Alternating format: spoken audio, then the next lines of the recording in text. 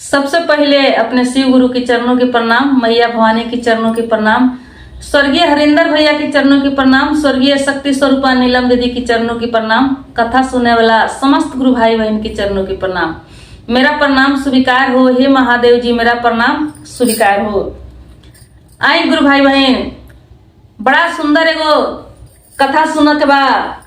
एगो ढोंगी पतिव्रता पंडिताइन के, ढोंगी पतिव्रता पंडिताइन के एगो कथा सुने के बा। आई अपना आप के सब केहू, अपना आप के सब केहू साबित करेला कि हम पतिव्रता बानी, सती बानी, पुजारिन बानी, भक्तिन बानी, हर गुण में परिपूर्ण बानी।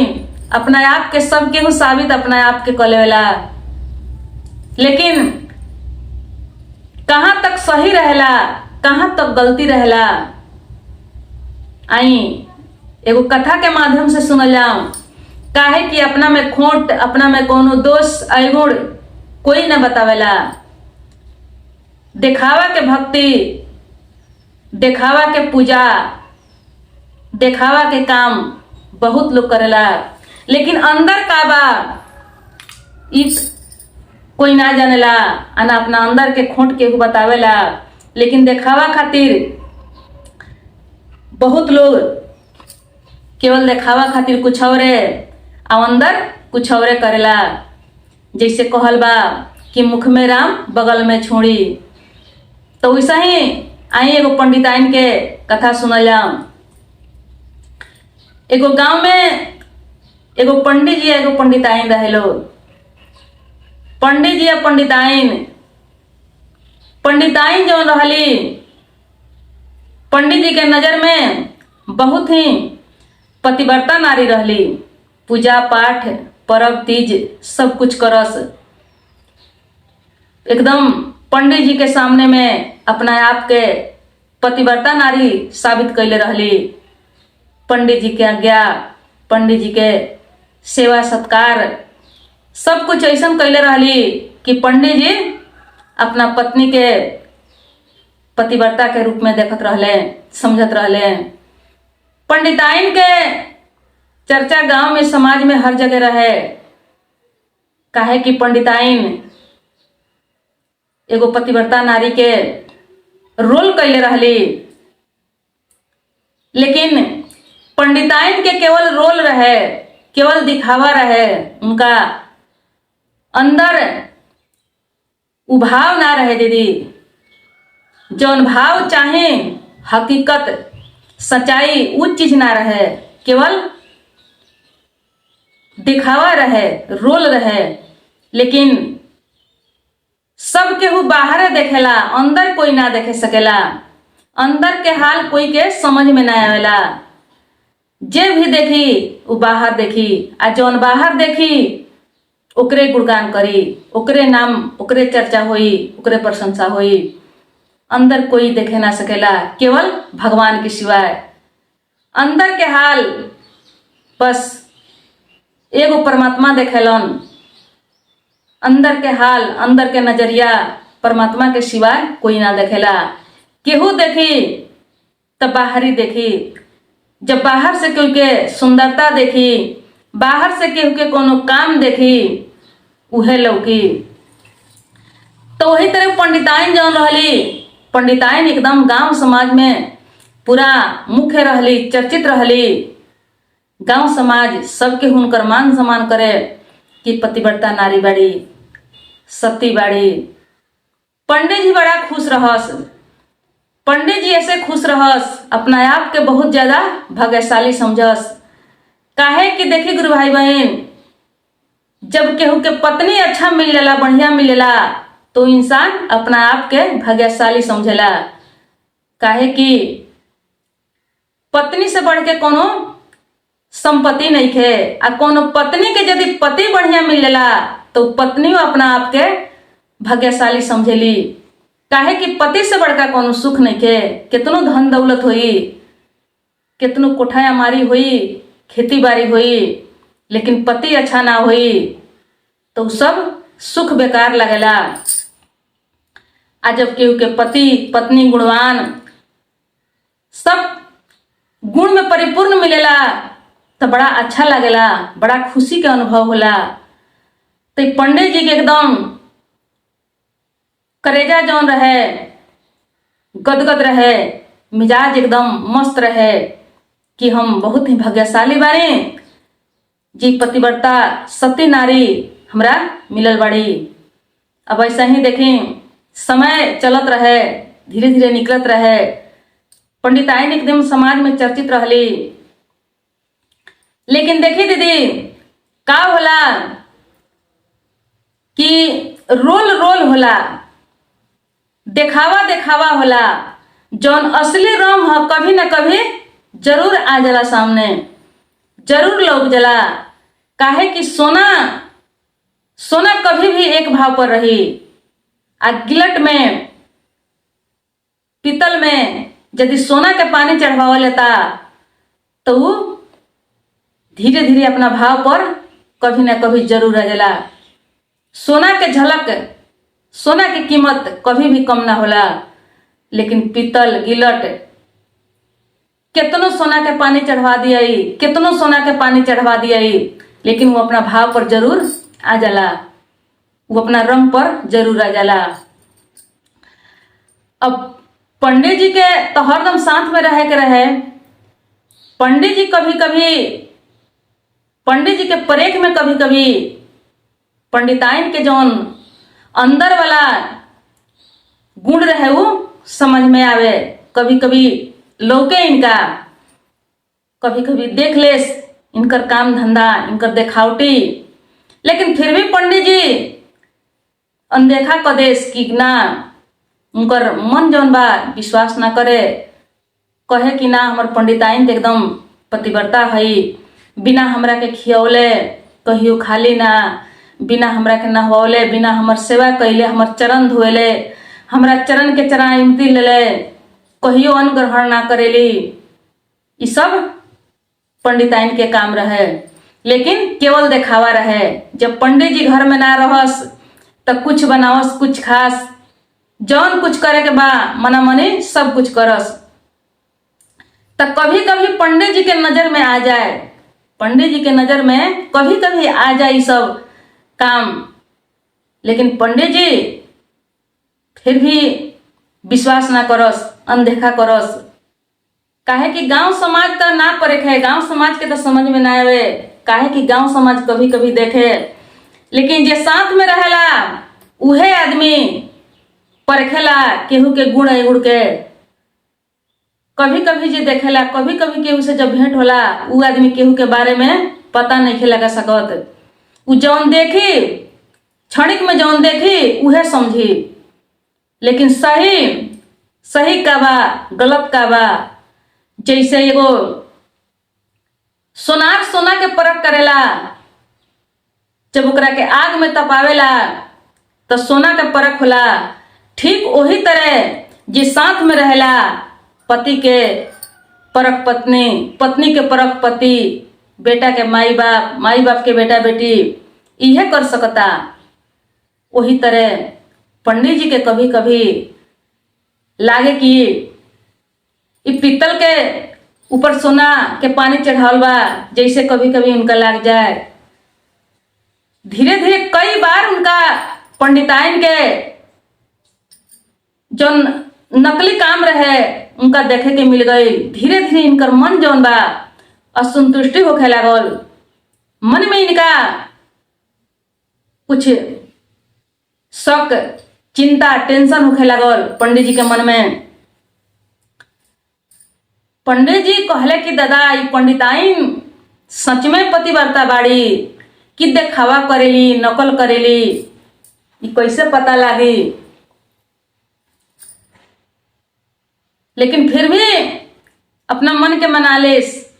लेकिन ऐसा ही धीरे धीरे धीरे धीरे कई बार उनका नकली रोल देखे के मिल गई, नकली रोल देखे के कई बार इनका मिल गई पंडित जी के।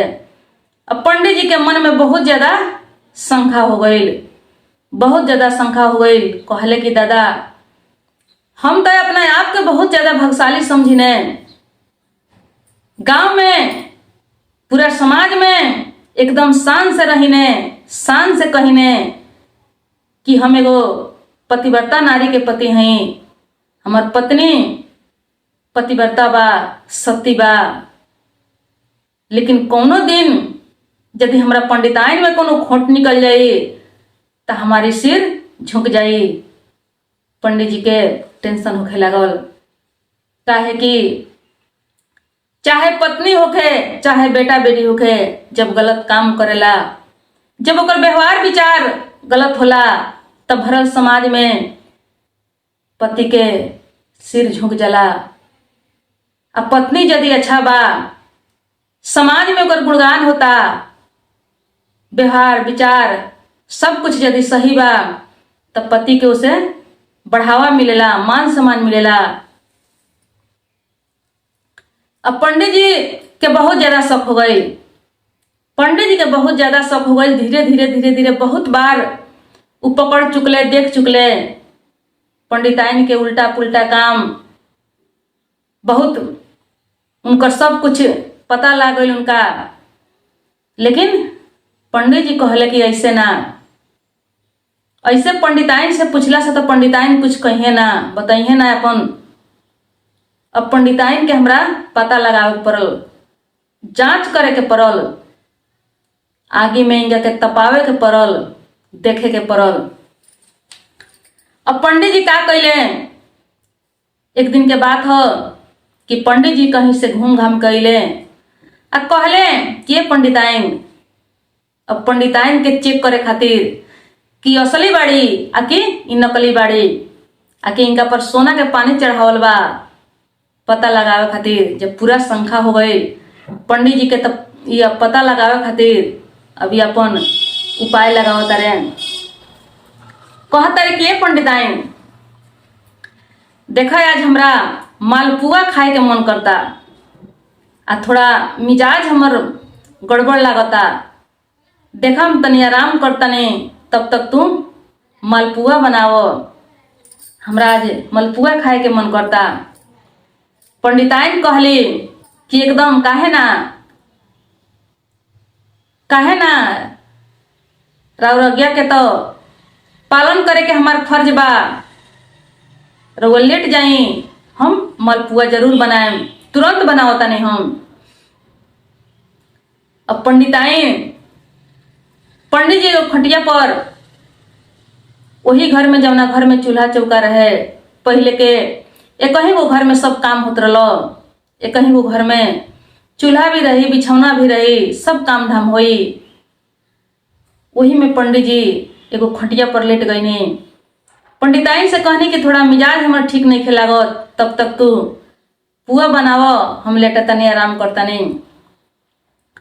पंडिताइन लगली पुआ बनावे, मालपुआ बनौली, मालपुआ बना के गईली पंडित जी के जगावे। पंडित जी के जब जगावे गईली, तब पंडित जी के जगौली, तब पंडित जी नहीं खन बोलत, पंडित जी अपन सांस के रोक के मरे के नाटक कर लेले रहलन, पूरा दमी साध लेले रहलन। अब पंडित जी एको बेर ना बोलत रहन, ना इधर ना उधर।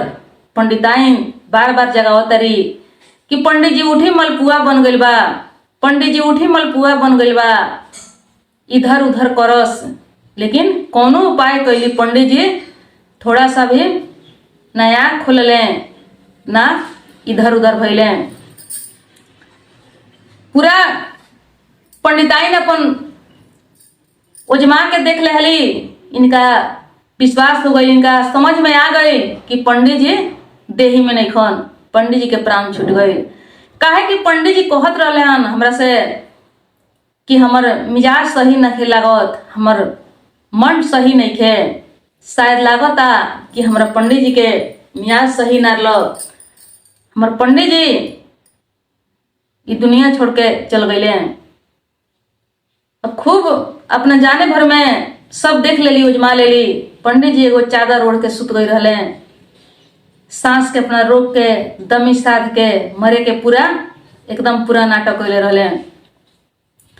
अब पंडिताइन कहतरी कि दादा मलपुआ बनौले रहनी हम, पंडित जी मलपुआ ना खैले, ना हम ही खैनी।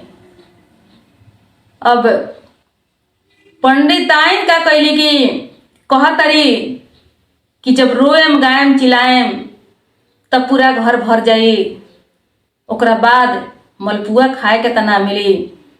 तो सबसे पहले सही बात कि अभी केहू कुछ जानत नहीं थे गांव समाज, तब तक हम ये मलपुआ खा लेतनी। मलपुआ खा के ओकरा बाद हम रोएम गायम चिल्लाएम, तब गांव समाज ई बात के समझी जानी। अब का कैली पंडिताइन, मजा से बैठ गई आ बैठ के मन भर मलपुआ लगड़ी खाए। मलपुआ उ तो समझत रहली कि पंडित जी मर गई बड़े, पंडित जी तो ना देखी है ना सुनी है। ये बात तू कहत रहली कि पहला हम मलपुआ खा ले तने, मलपुआ खैला के बाद में हम रोएम गायम चिल्लाएम, तब जाके गांव समाज देखी सुनी बात।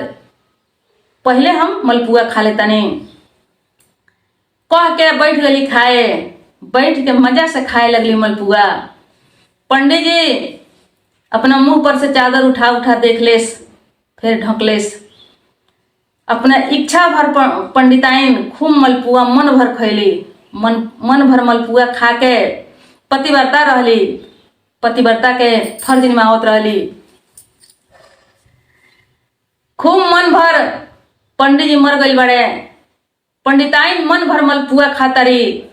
मलपुआ खा के पानी पी के आया के पंडित जी के लगे बैठ गईली। अब बैठ के लगली रोए, बैठ के लगली रोए। जब रोए लगली तो टोला मोहल्ला के लोग एकाएक करके पहुंचे लागल। का भइल देखा तलो तो पंडित जी मर गई बड़े। पंडिताइन बहुत रोस, बहुत विलाप करस। उनका के देख के लोग जेकरा ना रोए के उहो रोए। सब लोग कहे कि बाप रे बाप, हे भगवान, ऐसन पतिव्रता नारी के साथ काहे ऐसन कहनी हो। अभी कैसे रहियन पंडिताइन, पति के बिना पंडित जी के बिना ये कैसे रहियन। इतना पतिव्रता नारी, इतना भक्तिन, इतना पुजेरिन होते हुए इनका साथ काहे ऐसन भइल हो। सब लोग पंडिताइन के देख के एकदम लागे कि बन के कोयल रोता। काहे कि सती रहली, पतिव्रता रहली। वही से पंडिताइन के सब लोग समझावे बुझावे छुपावे सब कुछ होते हुए पंडित जी के घाट पर ले जाए खातिर, उनकर अंतिम क्रियाक्रम करे खातिर सब तैयारी होखे लागल। सब लोग पंडित जी के लेके चले लागल। जब पंडित जी के लेके चले लागल तब पंडिताइन संगे संगे चले लगली। कितनों लोग छुपावे मनावे, लेकिन मानस ना। दौड़ दौड़ के रोस, दौड़ दौड़ के चिलास, दौड़ दौड़ के पंडित जी के पकड़स, दौड़ दौड़ के भागस। सब लोग देख के चम्मो रहे, कहे कि अब पंडिताइन कैसे रहियन, पंडित जी के बिना कैसे जीहनी। ये तो पतिव्रता रहली ह, पति से इनकर जियाना रहल, पति से इनकर मुआना रहल। पंडित जी के बिना ये कैसे रहियन। बड़ा दुख हो गए सब लोग के पंडिताइन के हालत देख के। पंडिताइन के जौन वहाँ भाव उतरले रहली, उनकर भाव देख के सब लोग के आत्मा में बहुत ज्यादा दुख, बहुत ज्यादा चोट हो गई रहे। पंडिताइन के लोग कितनों पकड़े, कितनों समझावे, लेकिन पंडिताइन समझे वाला, माने वाला ना रहली। संगे संगे लाश के संगे संगे जात रहली, दौड़त रहली, भागत रहली। लोग पकड़े धरे, लेकिन फिर हाथ तुरा के कहस कि ना, हम अपना पंडित जी के संगे चल जाएं, हम अपना पंडित जी के संगे जाएं। अब जब कुछ दूर पहुंच गईली, कुछ दूर जब पहुंच गईली तो जब केहू पकड़त रहे वहां के, उनका के, ते एक आदमी उनका के कहलस कि पंडिताइन के केहू मत रोको, केहू मत पकड़ो। काहे कि पंडिताइन पतिव्रता बाड़ी, पति के बिना वो कैसे रहियन। इनका के जाए दलो, ये अपना पति के संगे जिंदा जर के सती हो जाइहन, वही खातिर जाता रही। ऐसा हो ये जिंदा रहे वाला नहीं थी, जिंदा ही नहीं रह सकत। पंडिताइन के कोई मत रोको, कोई मत पकड़ो, पंडिताइन के घाट पर जाए दलो। पंडिताइन अपना पति के साथे जिंदा जर के सती के फर्ज निभाइहन। अपना पति के संगे सती हो जाइ हनी। अब पंडिताइन जब इतना बात सुनली तब तो उनका बहुत पछतावा होखे लागल। मन ही मन सोचे लगली कि हे भगवान, ये कहाँ से कहाँ हम पीछे पीछे आवे के, ये हम पीछे पीछे आवे ला काम कैनी हम। भले हम अपना घर ही में रोती गईती चिलैती, अब तो देखो तनी कि बड़ा मुश्किल में हम फंस गईनी। अब तो हमरा घाट पर जाके पंडित जी के संगे जरे के पड़ी। अब तो ऐसन गांव समाज के लोग ऐसा शब्द बोल दिलक जब हम ना आगे के बानी ना हम पीछे के बानी। अब तो घूम के जाहू लायक नहीं थी। अब तो वही बेर से लोग हमरा के पकड़त रह मनावत रह, तो हम ना जात रहनी ना घूमत रहनी। अब तो कोई हमरा के मनैबो ना करी घुमैबो ना करी। आ उहे भइल जब एक आदमी कह दिलक कि पंडिताइन के रोके के नहीं थे। पंडिताइन तो एक खातिर जाता रही कि अपना पति के संगे सती हो जाइहन, तब से उनका के रोकल मना हो गई। अब तो पंडिताइन के डेग थकबकाए लगल। आगे बढ़े से बहुत टेंशन, बहुत दुख, बहुत दर्द हो गई। थोड़े दूर घाट बाँचे रहे। थोड़े दूर जब घाट बाँचे रहे, अब घाट पर तक पहुंचिए गईली।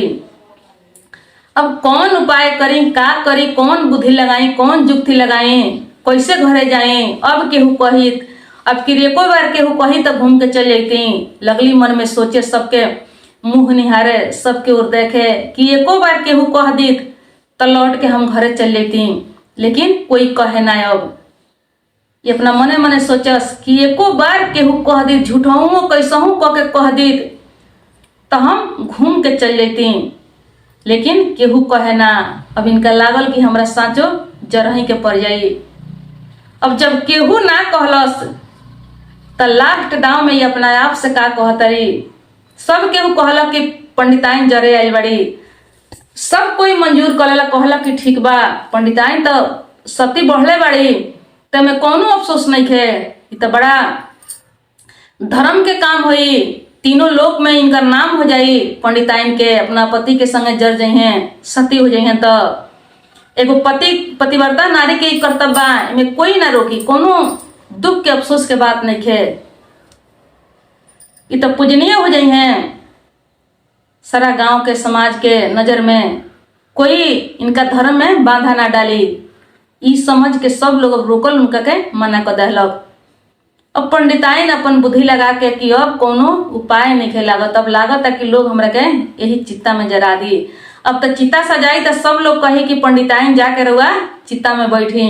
चित्ता सजा गइल बा, अब लागत है कि हमरा जर जाए के पड़ी। तब देखी अब सब कुछ के जब तैयारी होखे लागल तो एकदम भीतरे भीतरे तो घबराए लगली कि अब हमरा लागत है कि जर जाए के पड़ी। अब हमरा लागत है कि जर जाए के पड़ी। अब का कही, अपन बुद्धि दिमाग लगाते लगाते कैसे बचे हम। बचे खातिर कहतरी सब लोग से।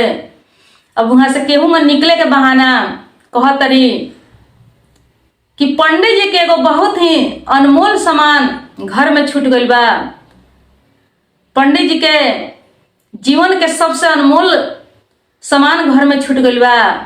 पंडित जी कहले बानी कि हमरा मरला के बाद हमरा साथे साथे उस सामान के जरा देवे के। आ देखा तनी कि हम पंडित जी के गम में भुला गइल बनी, रउआ सभे के देवे के, बतावे के। आ जब हमनी रहबे ना करें तो उस सामान रह के का हुई। पंडित जी के इच्छा हमरा के पूरा करे दिलो, हम घरे जाएम और वो सामान हम लेके आओ तनी। हमरा तसल्ली हो चुकल बा, हमरा कोनो अब टेंशन नहीं खे। हम अपना मन के मना चुकल बानी। हमरा के रउआ लोग थोड़ा देर खातिर घरे जाए दी, हम आओ तनी पंडित जी के सामान लेके। सब लोग कहला कि बढ़िया बात बा। पंडिताइन कि अब सब केहू रोके के जब मना कर दिले बा तब पंडिताइन के संतोष हो गइल बा, विश्वास हो चुकल बा कि अब हमरा के केहू पकड़ी ना, केहू मना ना करी। हमरा के अपना पति संगे सभे जाए दी, जब जाए दी। अब पंडिताइन के विश्वास हो चुकल बा। सब केहू ई बात समझत रहे। सब केहू कहलस कि ठीक बा पंडिताइन जाई रुआ पंडित जी के इच्छा पूरा करी। जब पंडित जी के वैसन कहनाम रहे तब पंडित जी के कौन ऐसा सामान बजा के रुआ लेके आई। अब पंडिताइन जैसे वहां से घुमा तारी घर के ओर जाए खातिर, तैसे पंडित जी वो चिता पर से उठ के बैठ गए। चिता पर से उठ के बैठ के पछाड़िए से उनकर झोंटा पकड़ता रहे। उनकर बाल पकड़ के सबसे पहले तो 2-3 बेर नचौले। 2-3 बार नचा के कहते रहे। सब लोग देख के अचम्मो हो गई। कुछ लोग डराए लगल, भागे लगल। सब लोग वहां से भाग गए भूत समझ के। पंडित जी कहते रहे कि पंडिताइन सब तोहर देखावा, सब तोहर नाटक समझ में आ गई। जी तू कितना पतिव्रता बाड़ू, तू कितना सती बाड़ू, तू कितना बड़का भक्तिन बाड़ू, धर्म के पालन करे वाला बाड़ू।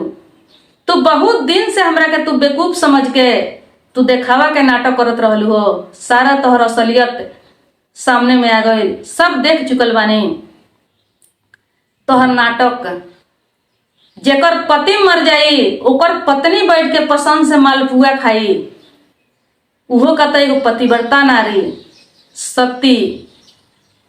कितनो भी अज्ञानी हुई तब पत्नी परिवार गांव समाज टोला पड़ोसा के जब मृत्यु हो जाला गांव टोला पड़ोसा में, तो टोला पड़ोसा एगो अन्न के दाना ग्रहण ना करेला 24 घंटा।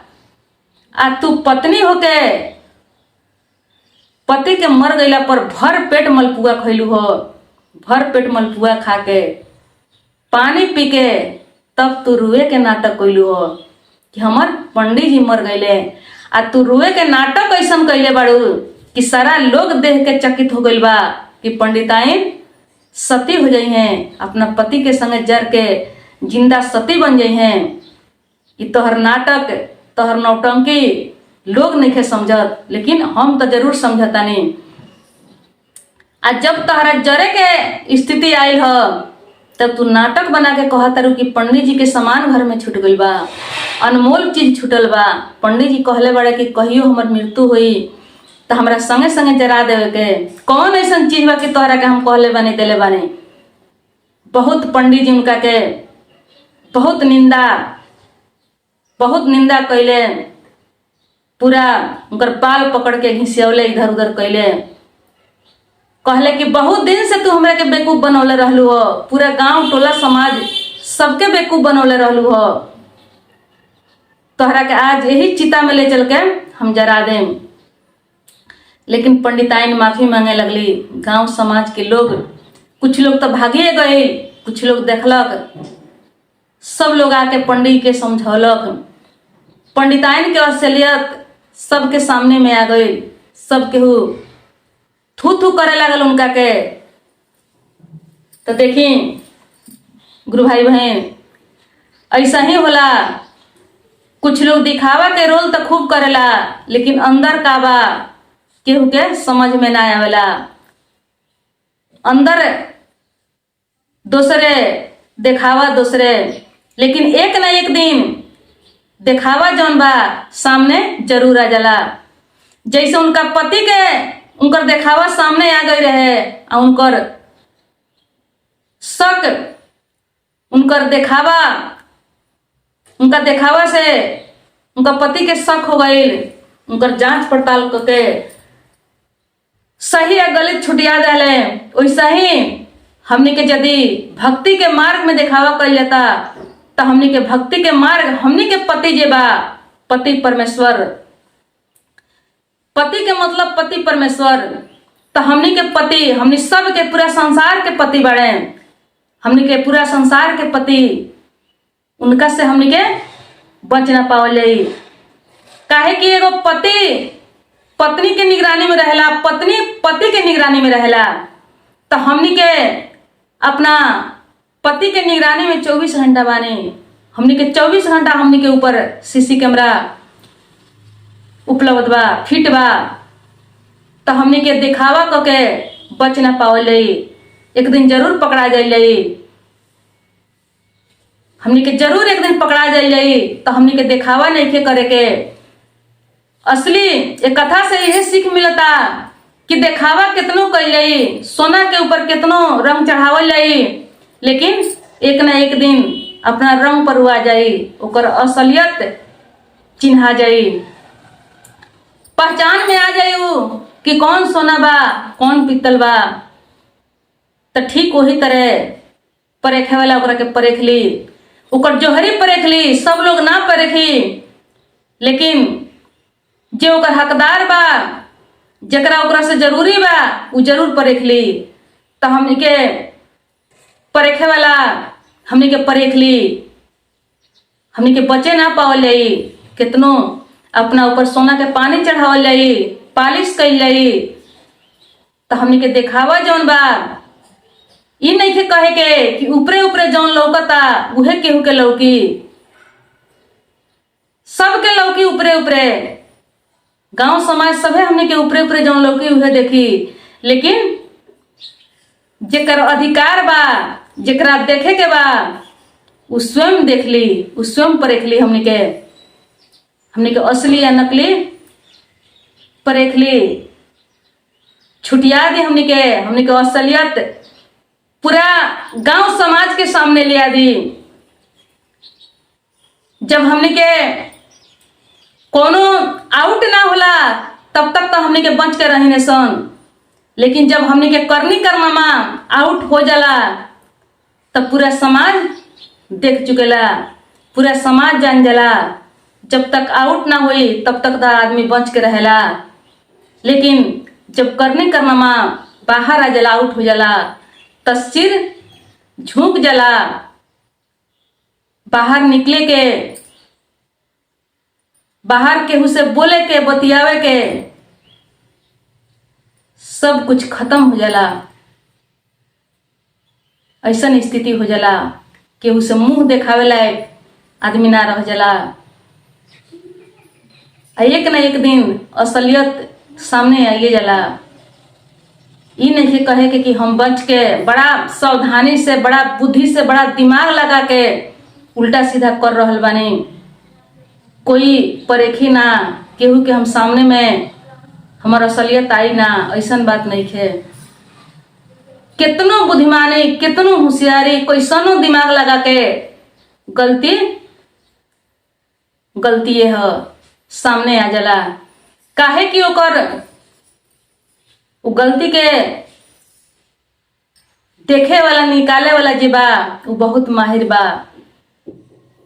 तो हमनी के अपना धर्म के डराए के बा, देखावा नहीं के करे के, अज्ञानी बन के रहे के बा। अज्ञानी बन के रह जाई तो भगवान के नजर में रह जाई।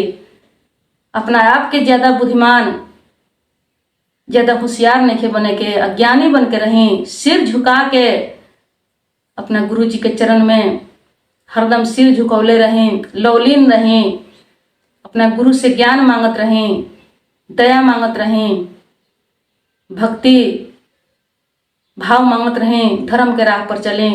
तो चले आज के दिखावा वाला पतिव्रता नारी के कथा समाप्त भइल। तब तक प्रणाम, नमस्कार, हर हर महादेव।